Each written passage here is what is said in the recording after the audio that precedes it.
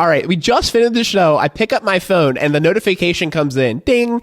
They just called the Bengals Bills a no-show. We just went the whole show talking about like but maybe this, that, or the other, and like how they need to call it. So you'll hear about all this later. But like literally the moment we ended record, I pick up my phone and I'm just like, what the heck? What? Why wasn't this an hour sooner? All right. So the Ravens will not win the division. I think they're not going to rest players for sure. Like I'm calling rest. I'm calling rest, and I'm calling a conservative game plan. And I'm going to say all this still happens though. All my bold predictions. Anyone want to change their bold prediction? Instead of Marcus Williams getting the pick 6, it's going to be Geno Stone. All right. Amazing. All right. Well, so Geno I doubt Burrow's going to throw out 400 yards like I was predicting, but maybe it'll be one of those you play hard for a quarter and then just send the starters to rest. I know the Bengals. He gets 400 yards in a quarter. They like go backwards and forwards and hope that it counts for more yardage. It's like actual yards ran. Well, you got to make up for that extra game of stats, as his stats don't look so good compared against guys who've had the extra game. Man. I'd say against last year's secondary, it would have been totally possible for Burrow to get 400 in a quarter, and that's personally why I don't think his performance was terribly impressive last year. He really should have gotten 2,000 yards instead of 500. So, but.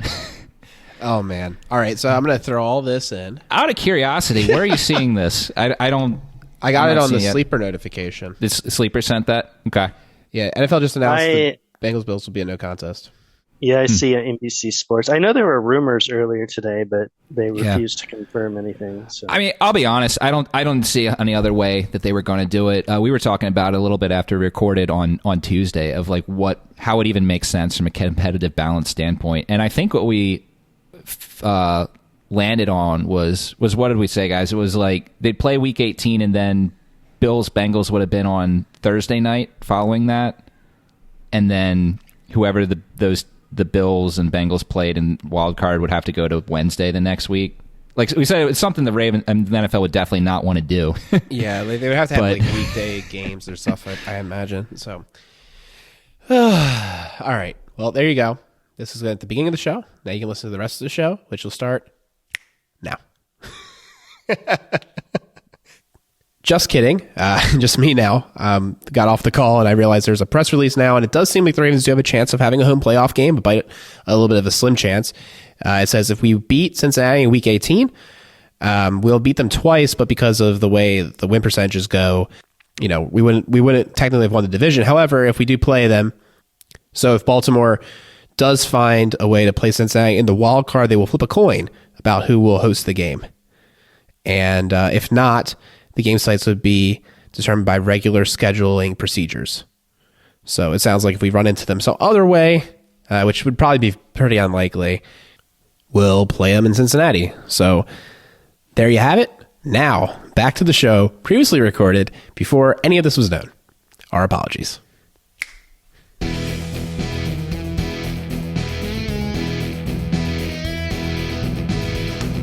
Welcome back to One Winning Pod, where we have a little bit more clarity on what's going on, but not full clarity on what's going on. The good news is, and the first thing we want to talk about is Damar Hamlin is having some pretty positive news out of his camp, so to speak. Seems like he's able to write and communicate that way at the moment. We got brain function, we got better breathing, out of his sleep. Just like super great news with his family holding hands, and that I think was a big relief to hear earlier today. We're recording this on Thursday night. So, that was some really good news since the last time we talked to you all. Yeah, I mean, definitely some positive news today, at least from what we're being given. I think still everyone should probably keep Hamlin in their prayers and thoughts and just still pulling that he makes a full recovery. But some of the news we heard today, definitely way more encouraging than where we stood just last time when we were recording 2 days ago. It seemed a lot like a lot more questions, we should say. But yeah, as far as we know, week 18 is going on as scheduled, and that means that the Ravens will be playing the Bengals currently, as of recording this, on Thursday at 8:14 p.m.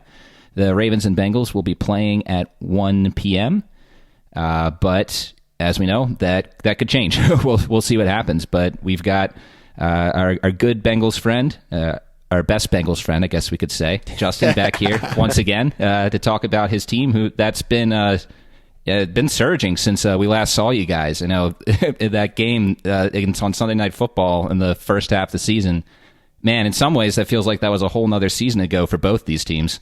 It does. And, honestly, the last 3 seasons almost feel like they all kind of blend together with COVID, and it's like things start and stop.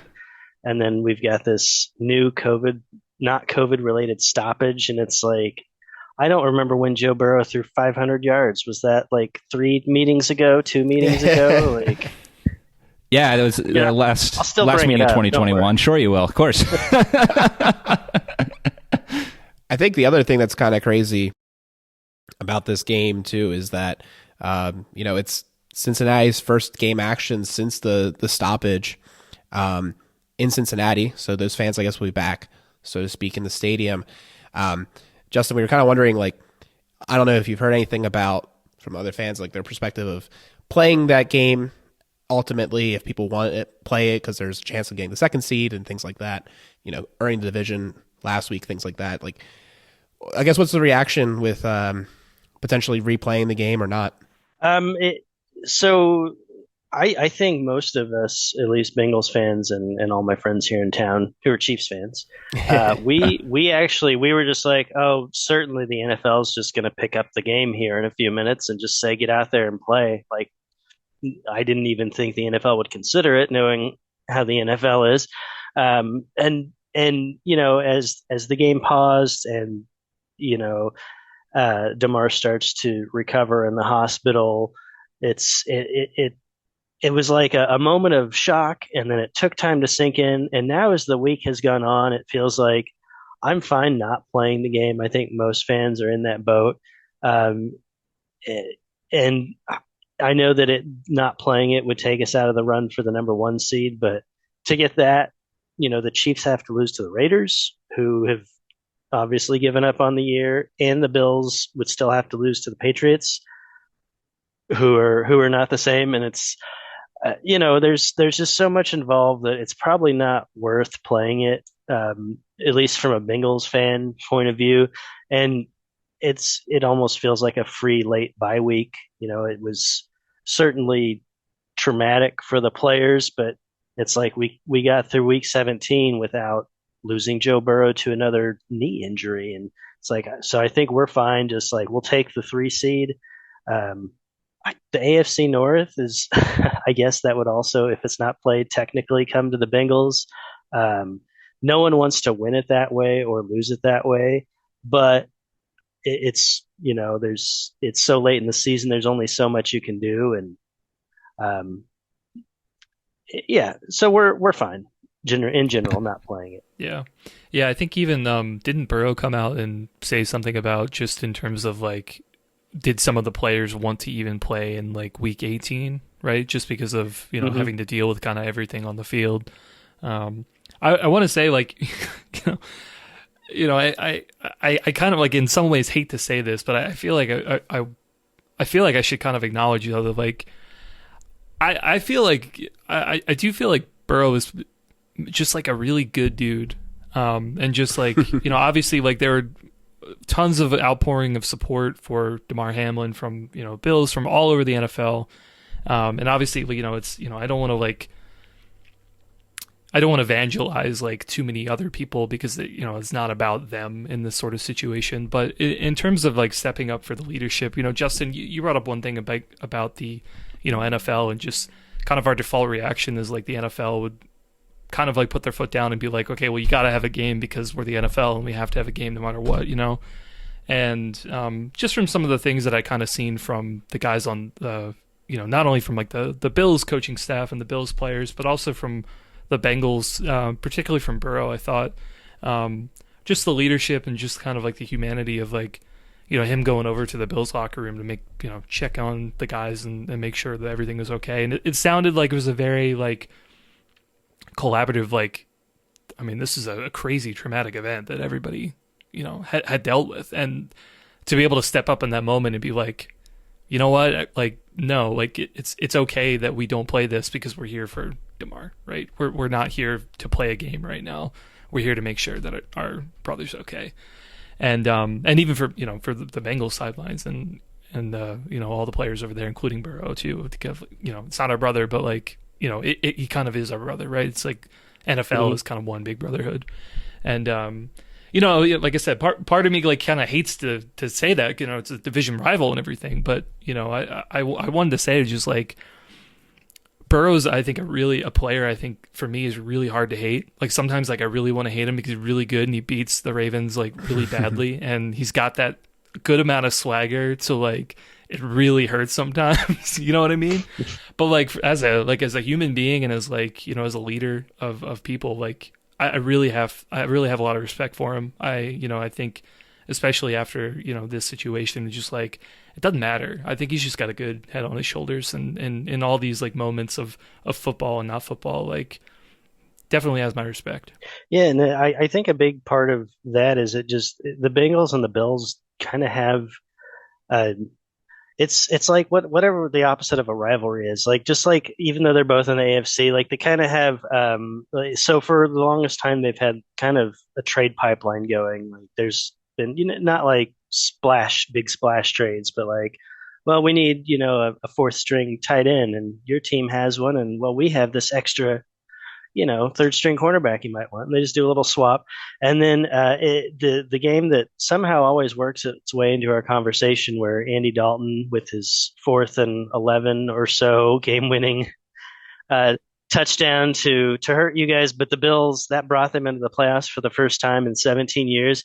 And their fans donated just hundreds of thousands of dollars to Andy Dalton's charity.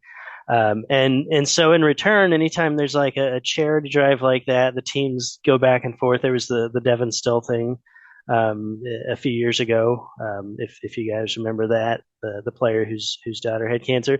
And so there's been like this like we're rivals, but you know we've ended up with this really weird but good relationship. And part of it is both teams had a very very long stretch of being bad. Both teams have small markets, and so it was just kind of weird seeing that. That was the first thing I thought of was, well, you know, there's going to be tons of charity because we already have like this relationship between these two teams, and it's just weird that was the game where that happened.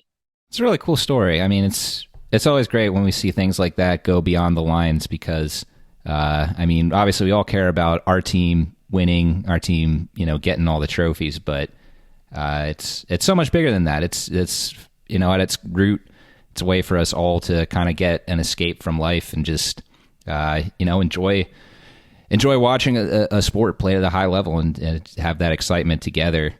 So that's really cool. I didn't realize how close the Bengals and Bills fans were, but now that you mention it, I'm thinking back, oh yeah, all that did happen. So that's pretty cool. I saw on Reddit a Buffalo Bills fan last year had painted a mural of all of every Buffalo quarterback ever, like even going back to guys who were drafted, third string got cut. And as a tiny little Easter egg, he had Andy Dalton included in there as in the corner, just to throw that out there. That's excellent. I think one thing that's kind of fun about this game, so to speak, is that it's very likely, if things go as sort of anticipated, that the Ravens will be playing them again a week later in the wildcard round at Cincinnati. I was joking, maybe they shouldn't even fly back. Like, just stay out there, see how the games get played out at 4:00, and then just set up shop. Yeah. Know? But I think that's an interesting part when you talk about scheme and how they're going to prepare for the game. It wouldn't surprise me at all if the Ravens like put out a little bit of a B team effort, or just like they try out a couple things, but they're not really showing off. Like, I don't think they'll empty the vault, so to speak, to try to win this game, particularly if they don't have confirmation that the Bills and Buffalo will have to play. So like, you know, there's an honest chance of winning the division. I think with the way things are playing out, they're probably going to just take this opportunity to rest. And I know that's a little controversial, and maybe they won't, because this Ravens team really hasn't had a great game. I would say, honestly, probably our best performance all year was beating you guys at home. Like, it was a good game. Yeah, I mean, but it was like that was like probably the best performance we put together all year, against like a good opponent and everything. And we've been really struggling since. I mean, just like sleepwalking the last couple of games with Huntley at quarterback. He's totally regressed since what we saw last year, at least. It's been really painful, honestly. Seeing guys open and not getting hit, and just kind of the reckless abandon that he runs with, and the way just kind of way he plays. Like it's been kind of weird watching him this year. And I honestly think he was limited in practice this week, Tyler Huntley, with the shoulder strain that he's been dealing with all season long, it sounds like. And I'm like, man, like at first I was like, I wonder if he's just like, it's going to be a nice, easy way for them to play Anthony Brown instead. Because I'm not confident Huntley is in the Ravens' future plans next year. Like, it wouldn't surprise me at all if they bring in extra competition for that backup spot, with Brown, etc. And we might move on at this point, because I'm not sure. Like, we thought he was a good backup. I'm not even sure he's like the best backup we could have at this point. That's like how low I'm starting to get on him. So maybe that's hyperbolic. Maybe the guys have something to say about that. But that's kind of what I'm wondering at this point is, are we even going to see him for the whole game, or are we going to see some Anthony Brown? Yeah, I remember last year talking to you guys before the second game of the season. We were talking about Tyler Huntley, and I mentioned like I liked him coming out of Utah, and I thought he was doing great in the preseason. And although I think that Washington did COVID in that second game.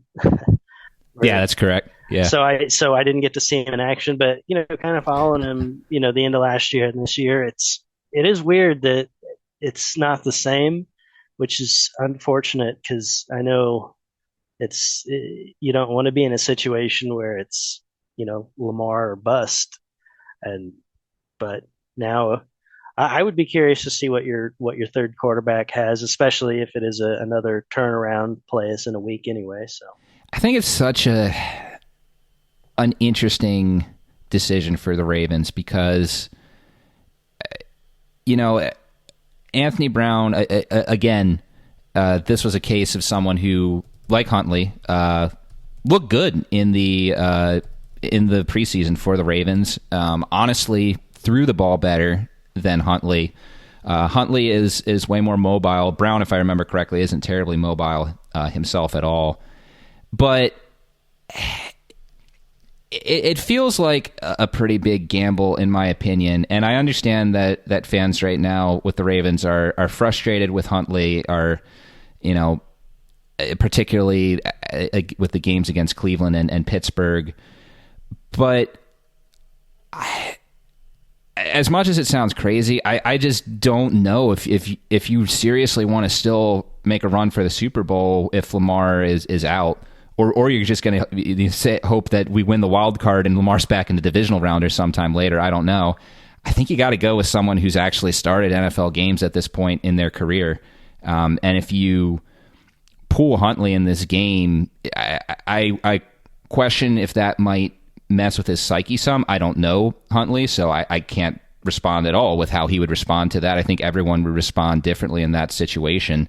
But I think the team has to rally around him. I know Alec and Chris were not terribly happy that Mark Andrews did just that in his press conference last week after the game. But I mean, I seriously think that's where the Ravens are right now. Is this is the guy? He's with Lamar out. He's their best shot at quarterback, even though week in and week out we're just not seeing the production that we saw during that couple game stretch in 2021. So it's not something you feel great about, but I think it's the Ravens' best shot, and they're just going to have to continue to find ways to really rely on the running game and do what you did with Trent Dilfer, just in a league that's very much different than that time, and only throw the ball in situations where you're giving him a high percentage play of what he can do given his skill set. Hey, I just want to come in and I sided with you, Peter. Yeah, I was like, All right, sorry. I'm But, sorry to lump you into that. I thought I was on an island. Yeah. No. Well, no. I mean, you're right in the yes.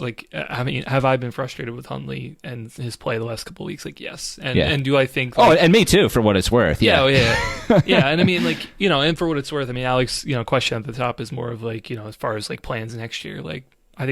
I think it would be totally reasonable for the Ravens to consider bringing in another quarterback.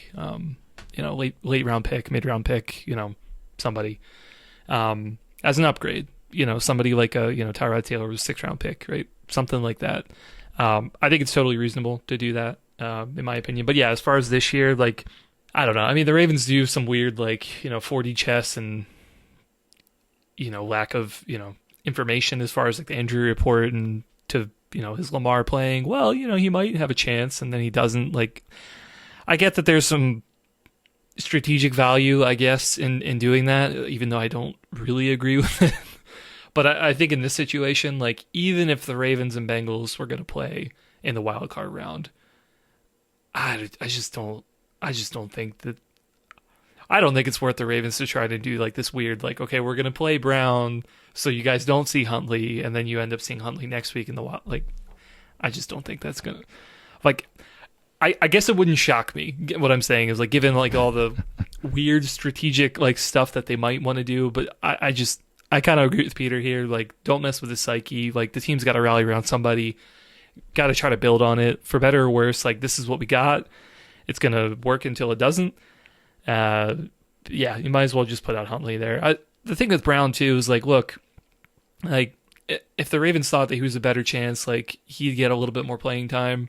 I did like what I saw from Brown in that Steelers game. I thought he played well in that one drive. He stood up in the pocket, and it was a tough situation. We talked about that a couple of weeks ago, but extended time, that's a big question mark, and I'm not convinced that he can come in and automatically be a better passer, especially if we're talking about not as good of a runner as Huntley. And sure, we've wanted to see a little bit better decision making from Huntley, particularly when to hand off or when to run and when to take chances. But if you don't even have that element in Brown's game, that's a huge risk in any game. So yeah, stick with Huntley.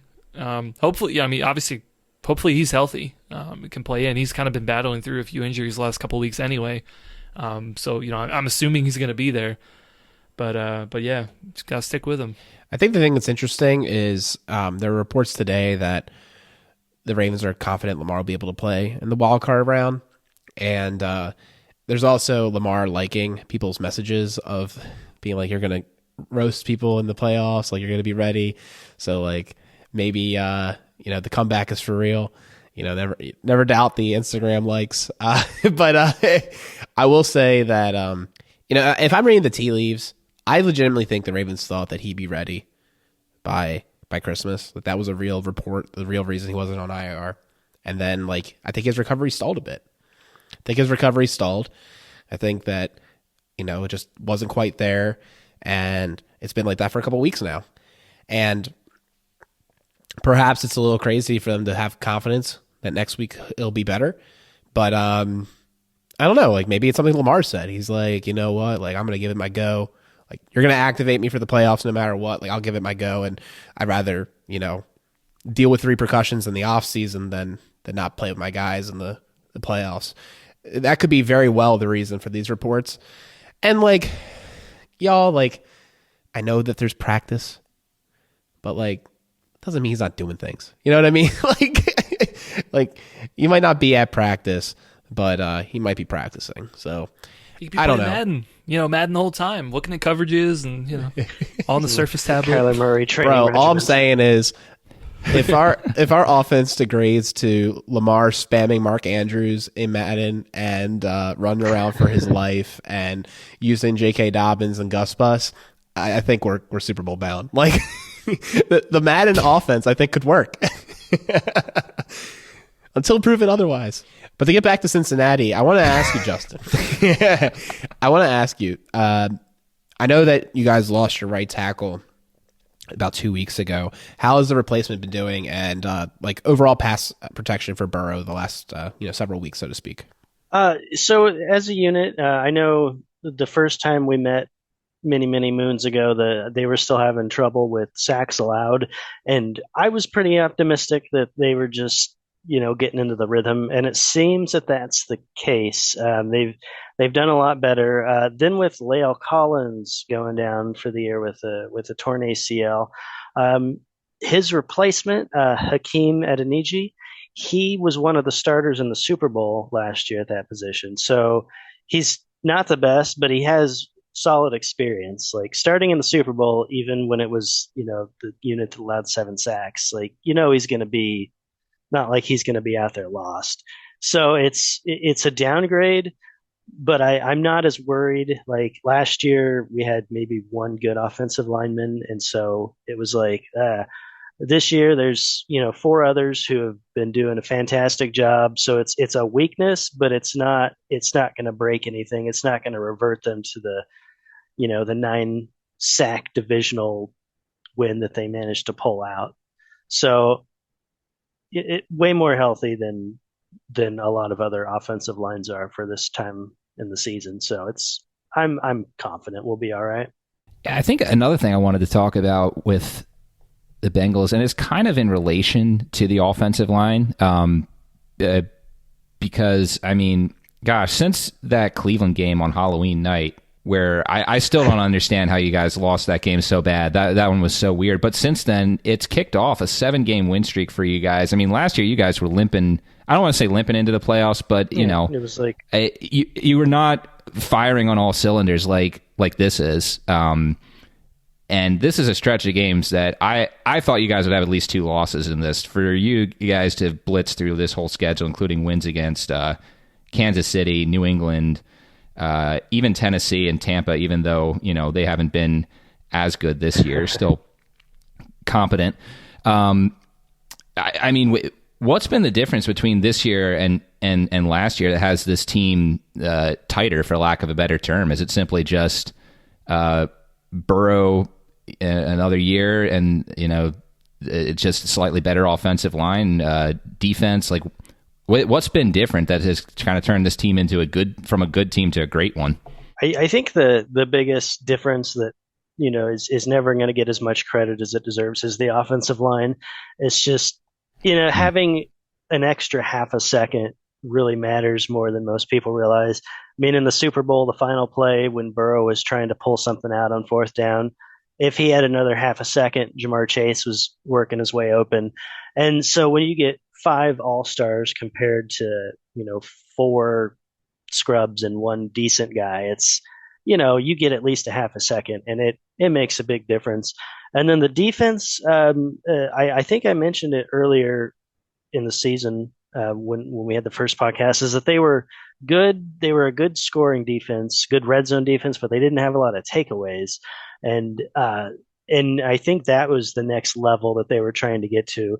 And that really became apparent in the Tampa Bay game when, Tom Brady put them down 17-0, in the first quarter. And then they ended up 2 picks and 2 turnovers on Tom Brady in the second half to roll off 34 straight points. It's like, that's just that extra little X factor that they didn't have earlier in the year of getting the takeaways, forcing the fumbles, bad throws. That's made a huge difference as well. So you realize in the NFL, the difference between going, 9-8 and 11-6 can just be, a couple of tiny things that make massive differences. Oh, don't forget to mention that Tyler Huntley's in the Pro Bowl. So 4th alternate or whatever. Yeah, right. We're still not sure how that happened. Well, did we ever mention it on the show? I think listener Calvin mentioned how that worked, right? Yeah. So I don't think we mentioned on the show. If you want to tell them, Peter. Well, I don't remember all the details, so I'm trying to see if anyone did. Oh, I remember it. So basically, It's like everyone votes, like all the players vote for their guy, just to like make sure that they give votes and like not to mess up, I guess, so to speak. Or like they all vote for their guy, number one. But then not to mess things up, they'll vote for somebody like sort of irrelevant. And I guess the assumption is a lot of people picked Tyler Huntley as the irrelevant guy, so much so that he got catapulted to the to that spot. because he wasn't winning any fan votes. So like it's just the Pro Bowl is a mess. I appreciate fan votes, but the fan votes are just based off of like name recognition, so that's not that great. The players all vote for themselves, so like it might as well just be the All Pro. Like the All Pro is really what matters. Like I don't know. But yeah, if you guys will indulge me, I know we've been talking a lot about your offense, and I'm not against going back to it, but I think there's something really interesting going on with your defense. So the last time we spoke, DJ Reader was on IR. It looks like he's back in business. Similarly, we talked about how Cam Taylor-Britt was not really getting many snaps, but Awuzie got hurt, so now he's the starter. And last but not least, Dax Hill, your first-round pick. I don't know if you guys are raging like we are about our second-round pick of Ojabo not getting snaps, but very underutilized. He basically filled in for Bates when he was hurt that one game, but otherwise has been relatively underutilized, at least on the defensive side of the ball, with occasional snaps on special teams. So kind of curious how those players have been returning from injury and how their roles have been going so far. Yeah, so the rookies, Cam Taylor-Britt, he came in, he was always second corner this year, and he's made a few rookie mistakes, but he's been a lot better than we expected him to be, given his draft position and roster position. On the flip side, Dax Hill, it was always planned for Jesse Bates to be the starter and Dax to kind of fill in and take over a bit at nickelback at times if he needed to. And realistically, Lou Anarumo just doesn't like making substitutions unless someone's tired or hurt. He really likes leaving Jesse Bates up there at safety to kind of quarterback the defense. And, he gets into a flow. It's, obviously not as obvious as a Joe Burrow flow where it's just everything going. But, and you see the defense get three and outs in a row. A lot of that is Bates standing back there and making sure that people are where they need to be. And it's the old phrase, if it's not broke, don't fix it. And so it is frustrating to see your first round pick that when he gets in makes really well made and capable plays. But Bates is also, pretty superstar material. So it's like, putting the pie in the fridge to eat later because you have cake now. Cam Taylor-Britt was more thrown into the fire due to injury, and he's I wanted him to start over Eli Apple, to be honest, in the beginning, but we're stuck with Eli Apple now, and I think he got burned by Mark Andrews in the first game we played. Like he can't cover anybody. But I'll stop going off on Eli Apple. But yeah, having DJ Reader back, it's the run defense and his fill-in Josh Tupou were really good, and it's like now it's just everyone you could imagine. There's, he came back, and then Trey Hendrickson broke his wrist and was out for a couple weeks, and he's back now. But Sam Hubbard was out with a calf injury, and I think he's going to be back this week. He was a full participant in practice today. So this, aside from Awuzie with a torn ACL, this is going to be one of the healthiest defenses that you face this weekend. So we'll see how that goes. Yeah, I know for me, like you said, Justin, Hendrickson, I think, is the guy that I've been keeping my eye on. I know, Ravens definitely have had some issue with him. I think I said it on previous pod of just I've been really shocked at how well he's been playing for you guys since you got him from New Orleans last year. Mm-hmm. To me, like he's the equivalent of like a TJ Watt and the Ravens. Although TJ didn't take over the game, at least on the stat sheet. Against the game last time. He did have that sack, which is pretty huge.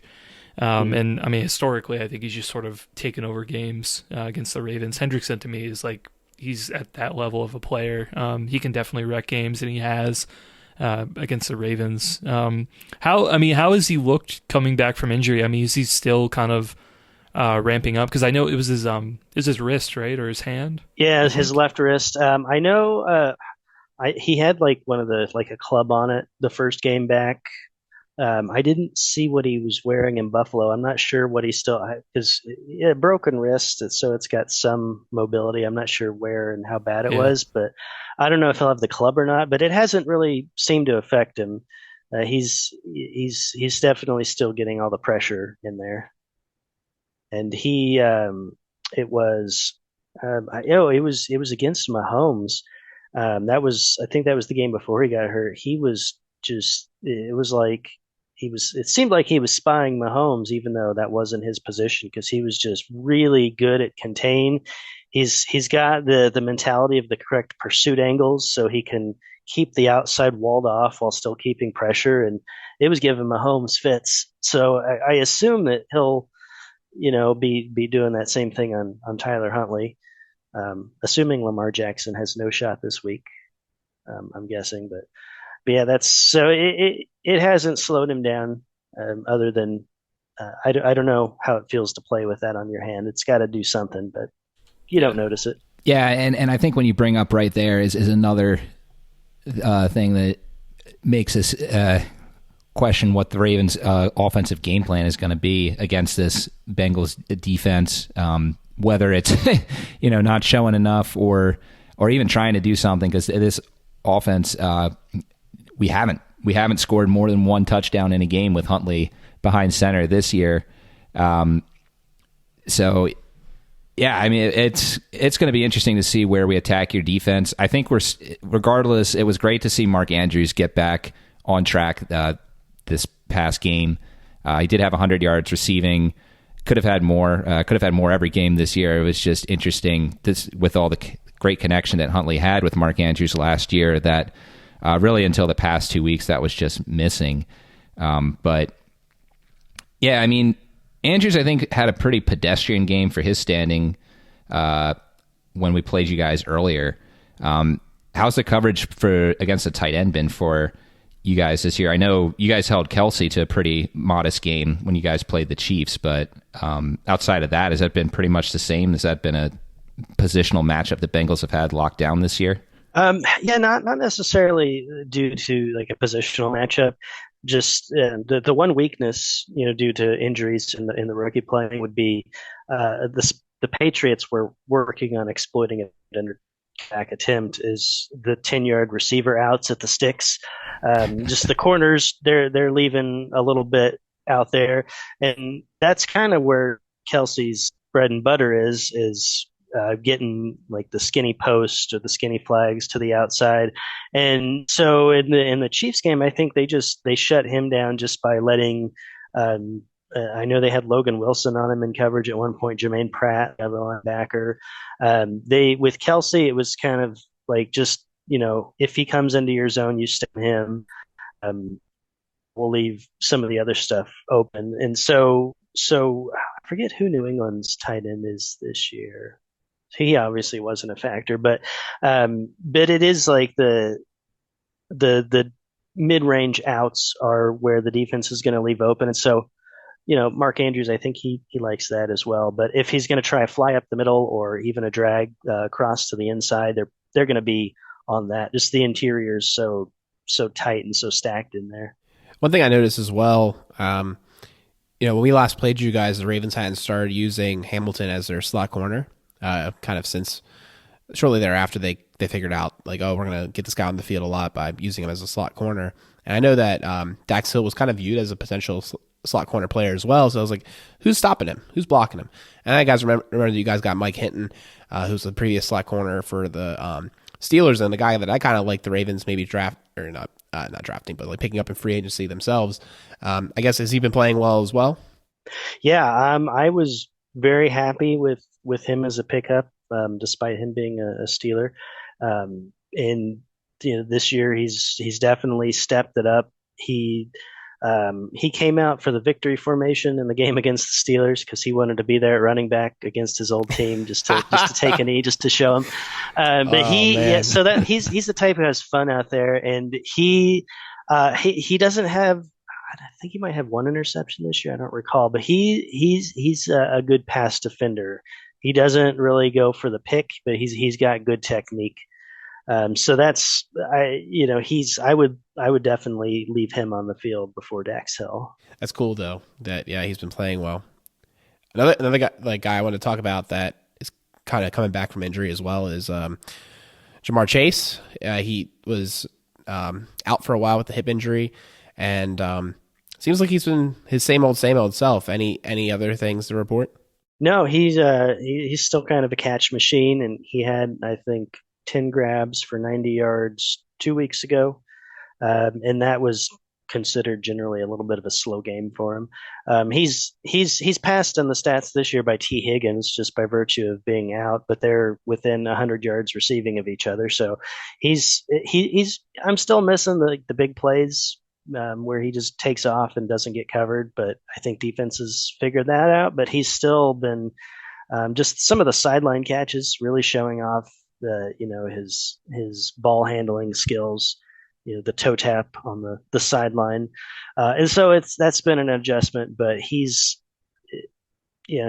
took his time coming back. Obviously he took an extra week longer than we thought, and he picked up right where he left off. Yeah, it's actually sort of astonishing. His yards per target this year is way down. He's only 7 short of the targets that he had last year, which is honestly somewhat surprising given the injury, but lots of targets this year, just hasn't had the explosiveness, it seems. Yeah, but it's just they figured out a way around it, and the Bengals came up with a new scheme to make it work. But from what I remember, offensive production in the NFL in general is down a little bit this year. So maybe that's part of it too. Maybe he's just part of a bigger trend, and I shouldn't worry so much. Yeah, that's right. So all of us Ravens fans, we shouldn't worry that the Ravens, don't pass touchdown passes to the receivers. Passing's down all across the NFL. Come on, guys. What are we worrying about? Justin, I don't know if you know this, but the Ravens wide receivers get maybe 5 targets a game. It's kind of astonishing. I've heard, and you guys were real excited about Rashad Bateman this year, but I know. Oh man, yes. Oh gosh, yeah, and he did tease us with some big plays early in the year. Scored 36, 38 points against Miami. Yeah, no, he had huge games against Miami. New England. Big touchdown catch against the Jets, and then had some consistency issues. But I mean, it was looking like he was going to be at least a solid number one. But yeah, that foot injury just put a damper on it. We're gonna have to wait till year 3. Yikes! And Duvernay was having a good season too, and then he broke his foot or something in practice. So just the wheels totally fell off on the offensive wide receiver group, and we're basically trying out there the 2015 Pro Bowlers of Sammy Watkins and Deshaun Jackson and Demarcus Robinson. Well, if I remember last year it was running backs. You guys couldn't, it was J.K. Dobbins and Gus Edwards, and I forget who you ended up with, rotating. And this year it's Tavius receivers. And, this year it's receivers, and oof, bad luck. Yeah. It's very disappointing. Yeah. You can see a path if you squint. You can see a path of how this past game could look decent with Lamar, but losing these wide receivers is kind of corresponding with Lamar's injury as well. At least Duvernay. So it's just been really tough, and I mean Lamar barely ever passed to Jackson. He had that one big pass, I guess against Jacksonville in his last game, but. He hasn't passed to Sammy Watkins since last year, and things like that. So we'll see if they're able to kind of utilize these pieces in the playoffs. If Lamar is able to come back and make something out of nothing, but it's pretty bleak. So I think it doesn't really matter who your corners are. It sounds like they're decent. They're going to be covering some old hamstrings. Oh, man.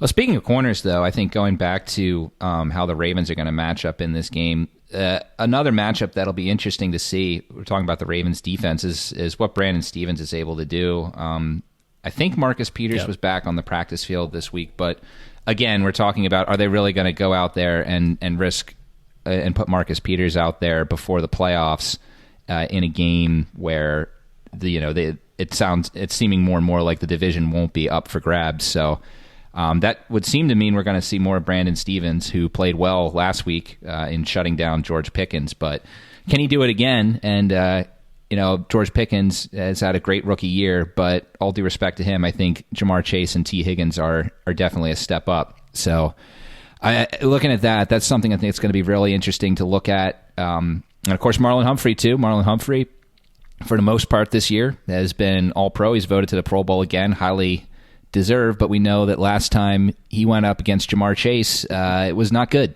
Not very good, at least for us. For Justin, it was good, but... So I think really, I think the secondary has a great shot of performing well against the Bengals, but there's definitely a path where the Bengals could put up quite a bit of passing yards as well. So we'll look at that, and Ravens will also have Marcus Williams in this game, which they didn't have last time. He's been when he's been out there, unfortunately, had that hand injury for a little bit, but. He's been patrolling center field quite well. So I think the matchup between the secondary is going to be very different than it was last year in that second game for certain. I mean, it couldn't have been worse there with all the injuries the Ravens had. But the big matchup we're looking at here, I think, will be Brandon Stevens against, any of those three he could line up against, I could see, Chase, Boyd, or Higgins. Yeah, I'd say for me, I feel like the Ravens would probably keep Marlowe on Chase most of the game. If I recall, I think that's what they did for the first matchup this year. But yeah, I mean, you bring up a good point, Peter. I was thinking Marcus Peters might get back a little bit. I guess I could see him being held out this game, but I also would like to maybe see him have a couple of snaps. But yeah, Brandon Stevens has been playing pretty well. Definitely looking forward to him to see what he can bring, and Marcus Williams as well. I think Marcus has been having a little bit of a down couple of games since he's kind of come back, but would like to kind of see him nab another interception before the end of the year. I think that would be pretty nice. But yeah, I think one guy I think who we kind of want to see how he does is Hayden Hurst as well. He's been injured, I think, for the last couple of weeks, I think, but I think he should be back. It'll be interesting to see I guess he'd be up on Roquan and maybe Clark for most of the game, but, I'd be kind of curious to see how the Ravens want to match up against him. Yeah, I think that kind of ties into something I want to talk about as well. We can imagine that Hayden Hurst will be covered by the likes of Kyle Hamilton. He's kind of the slot tight end killer, but if you looked at it, 30% of the time, the Chase or Higgins find themselves in the slot as well, which could be a really big mismatch against a guy like Kyle Hamilton. And I could see this could be the game where Marlowe shifts into the slot, and they swap off, or they bring in Stevens more often as a slot. So I would keep an eye out for snap usage, particularly if they have the availability of Peters on the outside, and if not, look for that maybe next week. One last thing we want to look at, just how the Ravens use the running backs. It was quite interesting last week. We talked about it, that the Ravens chose to basically leave Gus Edwards out of the game. Only 3 carries for 2 yards.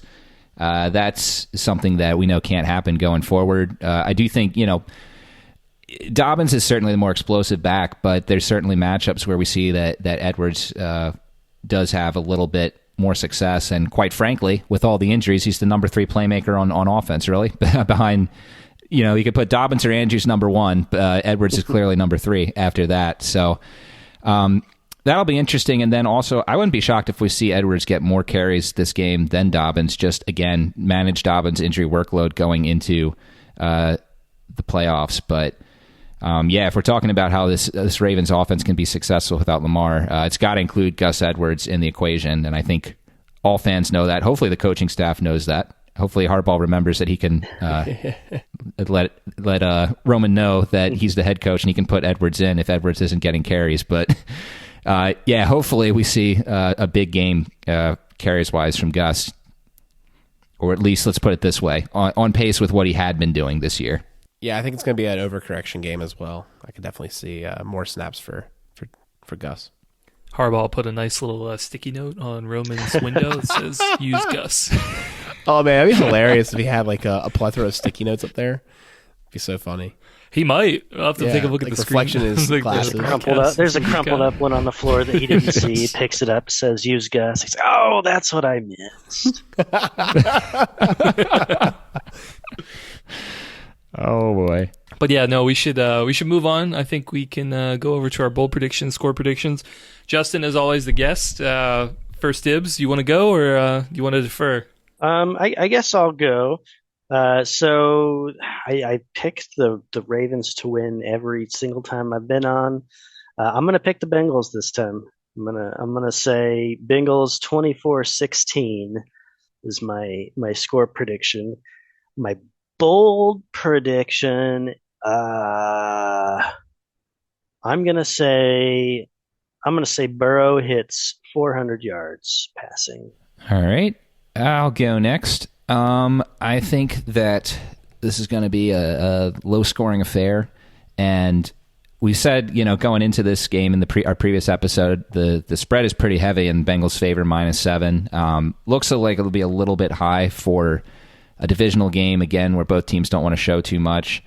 I'd love for the Ravens to win, even though I don't know how much it'll matter, but I do think the Bengals will be able to squeeze it out 17-13. My bold prediction, though, will be that Marcus Williams will get a pick in this game, and he'll take one to the house. All right. I'll go next. Yeah, I'm not going to lie. Been a little bit in a doom and gloom kind of mood the last couple of weeks. We're just seeing the offense implode a little bit. Gosh, man. Yeah. I think I might have to go with the Bengals for this one too.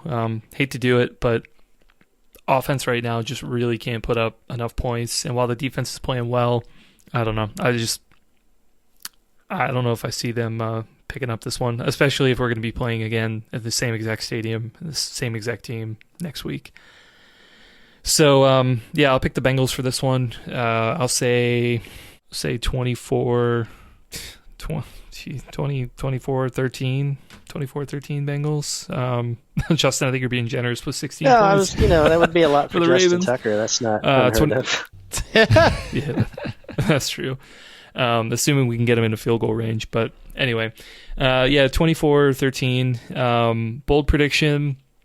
You know what? I agree with you guys. I think Gus Edwards it's going to be an overcorrection. I think he's going to hit 100 yards, but I don't think he's going to finish with a touchdown. So, yeah, that's my bold. All right, make sure you get that in there. 100 yards, but no touchdown.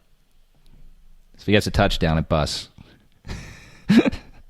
Honestly, I don't even know if I've got a single game parlay this year since it's been legal. So it wouldn't surprise me if I didn't get it. Did I tell you guys? No, this was after the last time we talked. I made a $5 bet on DraftKings and won $400. Hey, nice. I did this. I did this crazy parlay back in like week 12 where I just picked 5 underdogs who were at least plus 100 on the money line, and it was like I think that was when the Lions beat the Vikings out of nowhere. I was like, yeah, picking. Just like I'll throw $5 on this one, and boom, there's some Christmas money. Well done. We love it. There you go.